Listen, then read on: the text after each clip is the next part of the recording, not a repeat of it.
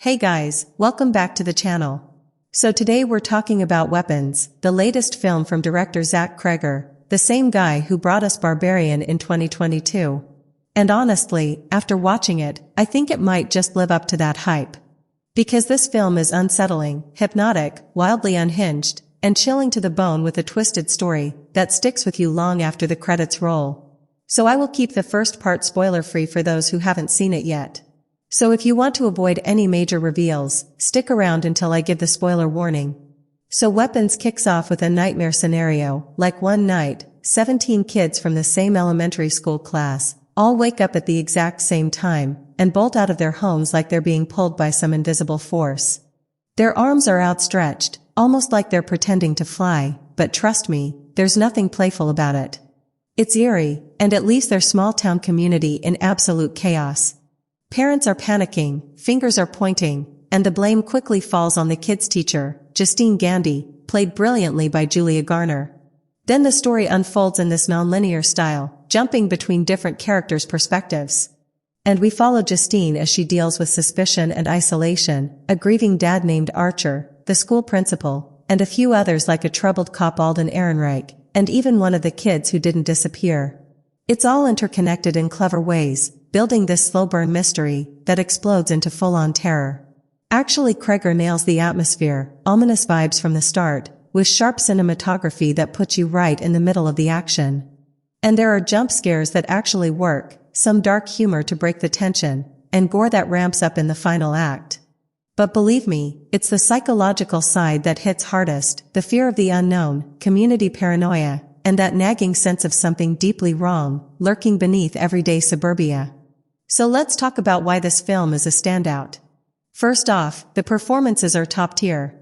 Like Garner is phenomenal as Justine, she's vulnerable yet tough, and you will root for her, even as the town turns against her.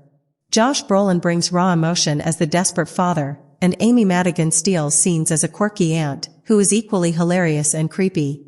And the ensemble feels real, like actual people unraveling under pressure. Then the structure is a bold choice that keeps you engaged. By rewinding and showing events from new angles, and it actually turns the movie into a puzzle you have to piece together. It's fresh and avoids feeling like just another horror flick. Plus, the horror elements, they are built methodically, starting with intrigue and suspense, then diving into bonkers, grisly territory. So if you love the unpredictability of Barbarian, then this movie takes it up a notch with more ambition and polish. And lastly, the ending, it's shrewdly staged and outlandish in the best way, leaving you gasping in shock. But like every movie, it's not perfect. Like the pacing can drag in the first half, and it's a deliberate slow burn, but some scenes feel like filler, testing your patience.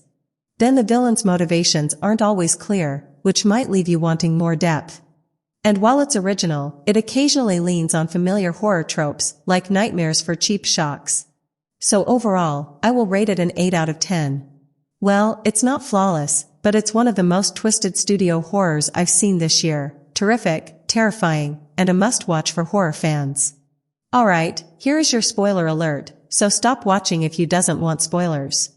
Then let's talk about that insane plot twist. Actually, the kids didn't just vanish, they were drawn to a supernatural entity. And that's when it gets chilling, especially how it ties into real-world fears without being preachy.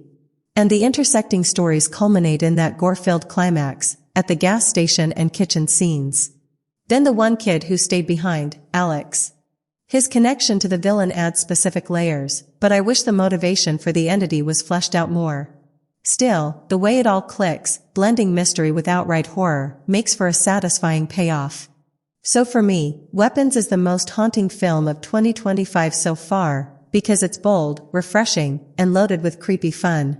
And if you're into smart horror, that respects your intelligence and delivers on scares, check it out in theaters or streaming. And of course, drop your thoughts in the comments, if the ending blow your mind, or the slow parts drag for you. And like and subscribe for more movie reviews.